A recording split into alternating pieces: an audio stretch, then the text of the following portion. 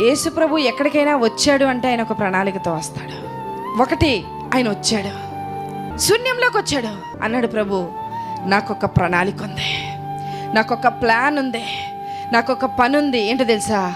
ఆ శూన్యాన్ని సమస్తంగా చేయబోతున్నా. దాంట్లో నుండి ఒక మెసేజ్ ఇచ్చాడు మనకి.